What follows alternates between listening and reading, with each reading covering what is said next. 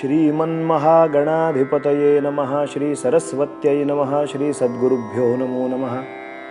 ब्रह्मानन्दं परमसुखदं केवलं ज्ञानमूर्तिं द्वन्द्वातीतं गगनसदृशं तत्त्वमस्यादिलक्ष्यम् एकं नित्यं विमलमचलं सर्वधी साक्षिभूतं भावातीतं त्रिगुणरहितं सद्गुरुं तन्नमामि। काषाय वस्त्रं करदण्डधारिणं कमण्डलुं पद्मकरेण शङ्खं चक्रं गदाभूषितभूषणाढ्यं श्रीपादराजं शरणं प्रपद्ये। अवधूतचिन्तन श्री गुरुदेव दत्त श्रीपाद श्री वल्लभ श्रीमन् नृसिंह सरस्वती स्वामी महाराज की जय। श्रीमद वासुदेवानंद सरस्वती स्वामी महाराज की जय। अवधूतचिंतन श्री गुरुदेव दत्त दत्त दत्त। मंडळी नमस्कार। अत्रिपुत्र दत्तात्रेय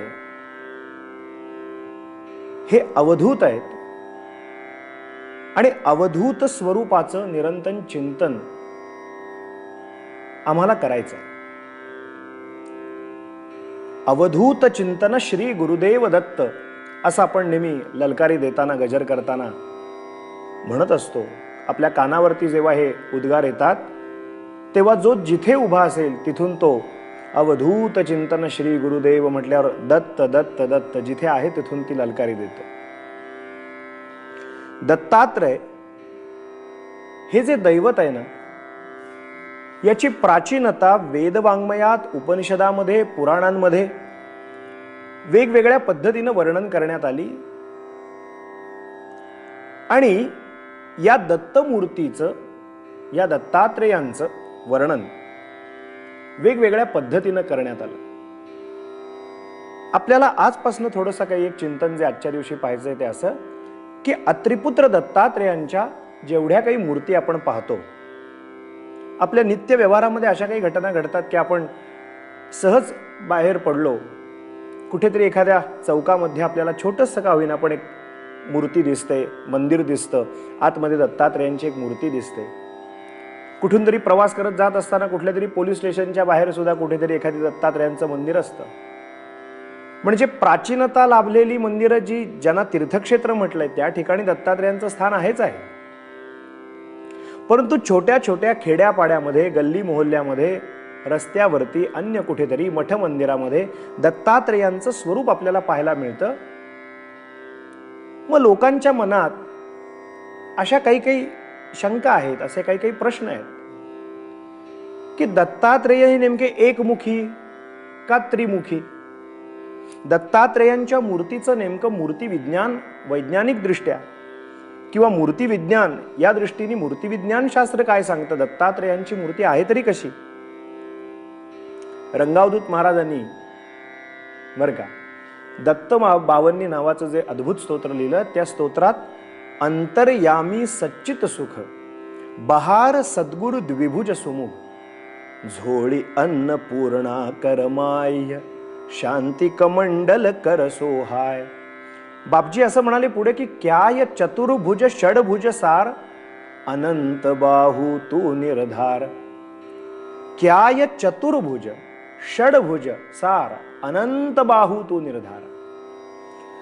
म्हणजे पुराणांमध्ये, उपनिषदामध्ये दत्तमूर्तींचं वेगवेगळ्या पद्धतीनं वर्णन आलेलं आहे आणि त्या मूर्ती विज्ञानाच्या शास्त्राप्रमाणे आपल्याला वेगवेगळ्या मंदिरांमध्ये दत्तात्रेयांच्या मूर्ती पाहायला मिळतात। मग दत्त महाराजांचं नेमकं मूर्ती या रूपाने, मूर्ती आपण एखाद्या माणसाचं पण वर्णन करताना करतो, अहो ती अगदी वामन मूर्ती होती, वामन मूर्ती म्हणजे लहान। तसं दत्तात्रेयांचं वर्णन करताना नेमकी ही मूर्ती त्रयमूर्ती आहे का एकमुखी आहे का द्विभुज आहे का चतुर्भुज आहे का षडभुज आहे, त्याच्या त्याच्या पद्धतीप्रमाणे ती मूर्ती कशी बनवली जाते याचं काही विज्ञान आहे का, मूर्ती विज्ञान आहे का, याचा अभ्यास करताना आपल्या असं लक्षात येतं की याचा संदर्भ आपल्याला अग्निपुराण, दत्तात्रेय कल्प आणि विष्णू धर्मोत्तर पुराण या 3 पुराण ग्रंथांमध्ये आपल्याला याचे संदर्भ सापडतात। आता आपण थोडंसं दत्तात्रेय कल्प नावाच्या जर ग्रंथाचं अवलोकन केलं तर आपल्या असं लक्षात येतं, ते म्हणाले मंदार मूले मणिमंडप स्थितम सुवर्ण दानैक निबद्ध दीक्षम ध्यायेत परीतम नवनाथ सिद्धैर दारिद्र्य दावा नलकाल मेघैः. आणखीन एक वर्णन करताना दत्तात्रेय कल्पामध्ये वर्णन केलं. व्याख्या मुद्राम कर सरसिजे दक्षिणे संदधानो जानुन्यस्ता वर कर सरो जातवामोन्नतांसः ध्यानाधारात सुख परवशा दर्ध मी मीलिताक्षो दत्तात्रेयो भसित धवलः पातुनः कृत्तिवासाः. अवधूत चिंतन श्री गुरुदेव दत्त. दत्तात्रेय कल्पाच्या नुसार दत्तात्रेयांचा वर्ण हा पांढरा शुभ्र आहे, एकमुखी मूर्ती आहे, चतुर्भुज आहे आणि एक हात कसा आहे माहितीये का, व्याख्यान मुद्रेमध्ये आहे. जणू काही व्याख्यान करतायत, समजावून सांगतायत. एक हात व्याख्यान मुद्रेत आहे, एक हात जो आहे तो डावा हात गुडघ्यावरती आहे आणि जी दोन अन्य हात आहेत, चतुर्भुजाचं वर्णन केलंय दत्तात्रेय कल्पकारांनी. ते म्हणाले दोन हात जे आहेत एक व्याख्यान मुद्रेत आहे, एक हात डाव्या गुडघ्यावरती आहे आणि दोन हातामध्ये दोन कमळं ठेवले आहेत. त्यांनी काय म्हटलं, जानुन्यस्ता वर कर सरो जात वामोन्नतांसा, म्हणजे सरोज म्हणजे दोन कमळं हातामध्ये घेतलेली आहेत. आणि हे दत्तात्रेयांचं मुखारविंद कसं आहे तर अर्धोन्मिलित दृष्टी आहे म्हणाले, अर्धी उघडी अर्धी बंद.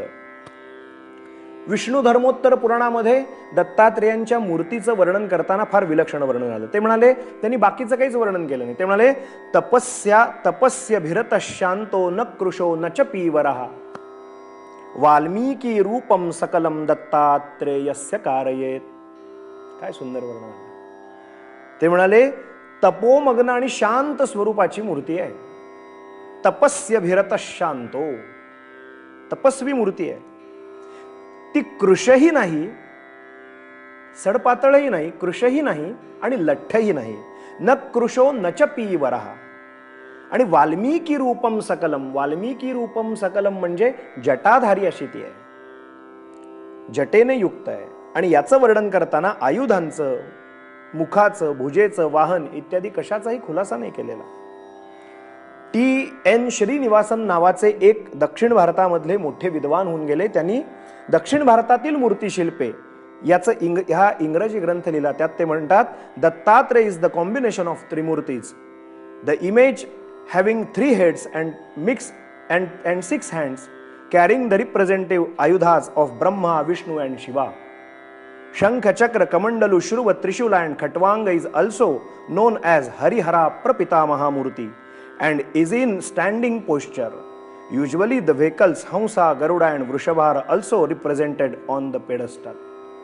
म्हणजे दत्तात्रेयांचं वर्णन करताना आमच्या संस्कृतीमध्ये मूर्तिकाशास्त्र, विज्ञानशास्त्रांनी सुद्धा वर्णन केलं. कर्नाटकामध्ये बदामीला एक मूर्ती आहे, तिथे सुद्धा योगासन स्थित अशी दत्तात्रेयांची मूर्ती आपल्याला बघायला मिळते. मग आता विषय असा निर्माण झाला की दत्तदैवत हे साधारण इसवी सन 1000च्या पूर्वी क्रमशः एकमुखी दत्ताची आराधना करणार होतं. पण त्यानंतरच्या काळामध्ये मात्र त्रैमुखी दत्तांची संकल्पना हळूहळू उदयाला आली. त्या त्रैमुखी दत्तात्रेयांच्या संकल्पनेचा विषय आपण क्रमानुक्रमाने इथून पुढच्या चरित्राख्यानात पाहूया. आज इथेच वाणीला विराम देऊया.